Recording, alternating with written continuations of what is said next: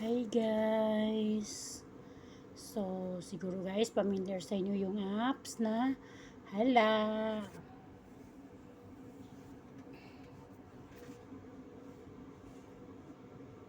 So, alam niyo siguro ko yung mga tasking dito. So, for today guys, ay magwe-withdraw tayo. Tatry natin. So, yan. Naka 100,000 na tayo. For the first time ako mag-withdraw po.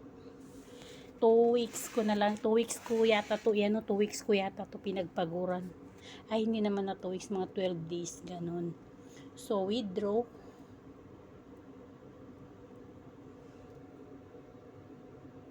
Guys, currency type, Philippine. Yan, GCash, ganun. Diba? So, account. So, yan, tingnan natin guys, kaya naka-withdraw na tayo. Tingnan natin kung nandoon na ba.